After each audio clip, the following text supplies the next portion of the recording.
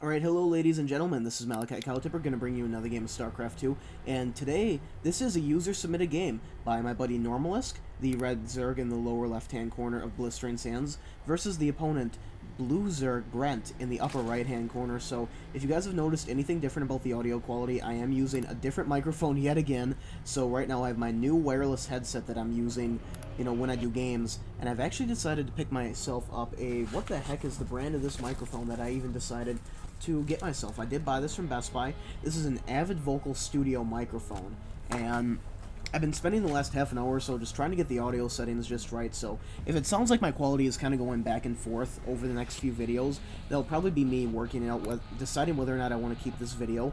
And one thing I have noticed is it does seem to pick up the clicks from my mouse really quite well, and unfortunately, just due to the way that I record my games, I am right now probably a good foot away from my microphone. I'm working on trying to figure out a better way to position it, but the stand is kind of short. It doesn't give me that much of a reach, and I guess I really just don't want to move from my couch. This couch is just such an awesome place to play. So anyway, I really should be casting the game right now. The spawning pool went up at 6, so we are seeing a 6 pool, but right now, what my buddy Normalist told me in the description when he sent me this email is that this is a conservative, 7 pool rush with a spine to follow.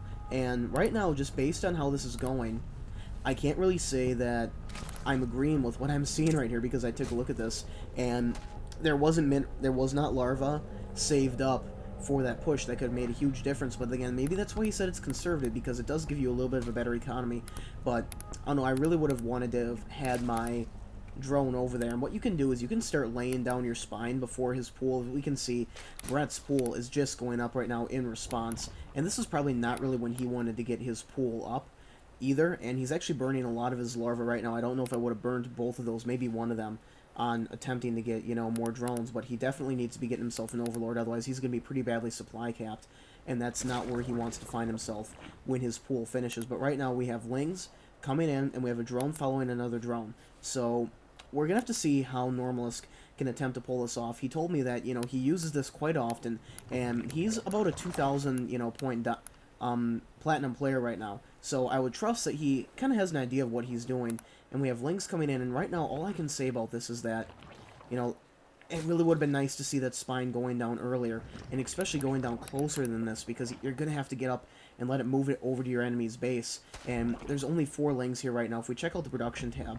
even though the enemy is not producing any lings, there goes 6 units worth of Zerglings, and that's actually going to be, it's 6 for 6. So if he does a drone pull with his 6 lings, he's really not going to have a problem beating this back. But I can see where if the spine can get up, it can kind of allow him to have a little bit of a threshold, but at the same time, this is not going to have its desired effect, because if we take a look at the economy right here, it's 11 to 14, and we can see that there's going to be a drone pull going down with the 6 lings, just like I expected there to be. But right here, now that this, spine crawler has gotten itself up, this could actually be pretty effective right here, because these units are just not that good at killing spines, but the lings are able to get on, and they're actually able to poke away at it for quite a bit, and it's down to, oh my gosh, she's going to be able to stay up.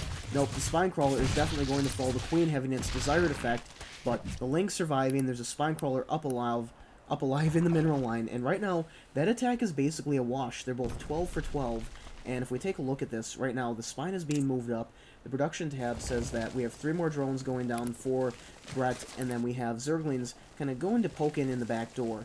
So, kind of an interesting little tactic as far as that goes. Definitely not something that I'd really want to try myself without rehearsing it a lot on ladder, just because I'm very afraid of trying moves like that, because they always feel just a little bit all in to me. But he was able to kill enough early lings and also kill enough drones where, I'm actually surprised. There we go, he's droning up right now, so I was wondering when that overlord, now it's falling under attack, and what is that going to do? That's actually going to supply cap him for just a little bit, because there goes another one.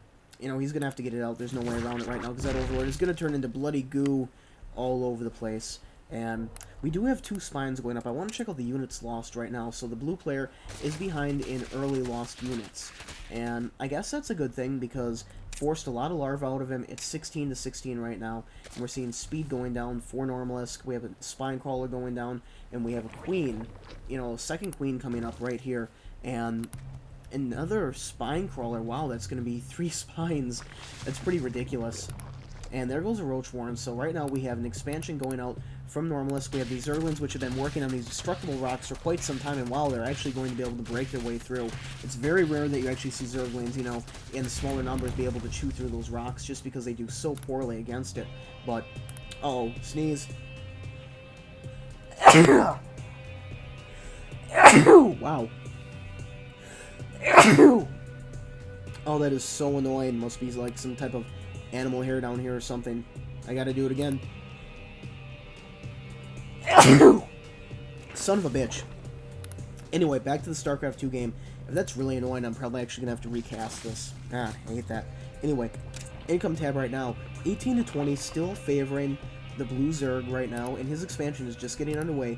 So with Normalisk's second hatchery coming up considerably before our friend Brett's here, it's going to be interesting to see, because if we take a look at the tech choices that the two are doing, we have Normalisk going for lair tech right now. We have a second hatchery just about to get up and running, and then we have the lair just starting back over here. So right now we're seeing a pretty heavy number of drones. If we go back over the production tab right now, nothing really too exciting happening from either of our two players, and I'm surprised he built that Roach Warren. He doesn't really seem to be doing anything with it. That must be kind of his plan once he gets up to lair, but I can't really see myself justifying going to lair just to build a bunch of roaches. So there comes 4 roaches. We have an Evo Chamber going down, probably to get +1 armor, just because it does really good against Zerglings that are out on the field. And going over to the income tab right now, I would imagine with the second hatchery being up and running, that we're going to see Normalisk start to pull ahead quite a bit when it comes to the harvester count. So there goes a Spire. So right now we have a Spire going up for Normalisk, and Brett right now looks like he's going to be committing to some type of roach push, because he has missile attack level 1 going down, and I would have to imagine he'll be getting roach speed as soon as his lair finishes. And if he commits too heavily to these roaches, he's really going to find himself in a pretty terrible position. And just for anyone who likes to watch my games, go ahead and submit user games on here. I really like to cast other people's games. They can be fun to do. Kind of means that I don't have to always worry about getting my own custom material, because sometimes, you know, if I want to put up 5 games a week, that could mean I have to play 2 hours of StarCraft a day just to get games that, you know, I would even think are somewhat noteworthy. So we have our first little engagement coming back here since the beginning of the game, and we have a couple Zerglings coming in here just trying to get a scout off, but without speed, they really didn't stand a chance at getting into his base and being able to see what's happening. So right now, if we check out Brent's camera, he is completely oblivious to the fact that there's a Spire. In fact, he doesn't even know right now that there's a second gas going up. And if we check this out, Spire is nearly completed. The income tab is definitely favoring Normalisk right now, and almost as if like clockwork, you know, that roaches are moving out. We have 2 spine crawlers going down, and I almost wonder if he didn't have eyes on that with a changeling or something else, because that's just either really good game sense or that's just good timing. You know, just knowing that there's probably going to be something coming, a type of roach push, and even though the spines may not be up in time for this battle, they could be pivotal just in the fact that they could soak up quite a bit of damage. So right now, he's well aware of what's happening. We see 12 units worth of Zerglings coming out. There's a small group here, definitely not enough to hold back the roaches on their own, but if they're focused on trying to take out these spine crawlers, the Zerglings all coming in here. You can see they're getting good surrounds on a lot of these roaches, and the roaches just slowly starting to take damage. And now that the Mutalisks are in, we have this queen just, you know, scratching away at everything. She has 3 kills. Probably nothing on roaches, probably a lot of Zerglings, and the roaches just really get cleaned up very easily. And at the end of that battle, we see that Normalisk maintaining that good harvester advantage at 34 over his opponent's 27. That's going to make a huge difference. And in response to Mutalisks, we see that there's 8 pull drones off gas. We have 3 spores growing up back here, and we also have 2 more spores going up over here. So that's just a lot to be said about what these Mutalisks are forcing this opponent to do. There's only 3. I mean, he could actually completely fake going Mutalisks right now, only build these 3 or 4, and then just get masked speedlings, and oh my gosh, that'd be hilarious, because if he went heavy Hydra and then just mass speedling, that would just be GG right there. And as long as he plays it smart right here, he can actually do a lot of damage. He really should not fly his Mutalisks in because of the spores, but the Zerglings are going to go in there, and with the 2 spines there, they're just really going to be able to work on those Zerglings. No attack upgrade. The Zerglings really just take forever. You know, they take too long to kill those units. The queen is going to go down, and it looks like all of the Mutalisks managed to go down too, aside from 1. I'm really glad he decided to pull them out. And he's individually macroing away at the harvesters right now, which I do like the fact that he's doing that, because otherwise they would not be doing that. So going back over to the income tab right now, 38 over 27, 43, wow. big jump in harvesters, and it's just going to be so hard for Brent to properly respond to this right now. Aside from getting a lot of Hydralisks, we have 4 or 5 Hydras coming out, 3 more Mutas, and I just really do not see this going down well. In fact, if I were Normalisk, I would actually expand behind this Muta pressure. I would just keep it up.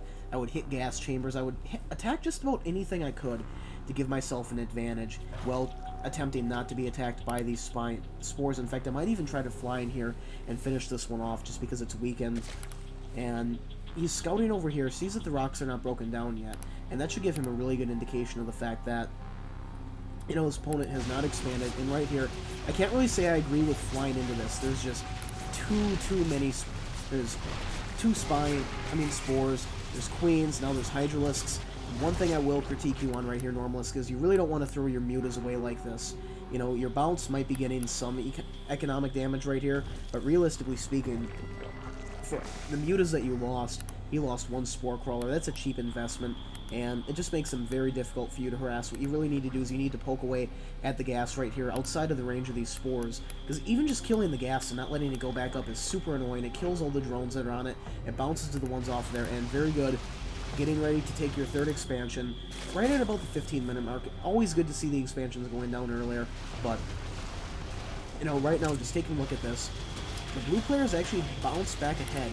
So right now at Normalisk space, we have an Evo chamber going down, we have a Bangling nest going down, so he definitely plans on changing up his strategy, probably more of a bunch of Banglings, and then just steamroll over all the Hydras that are probably going to be coming out from our opponent right now, because as that pile of Hydras gets bigger, they do a very good job at defending the base, especially with creep spread like this.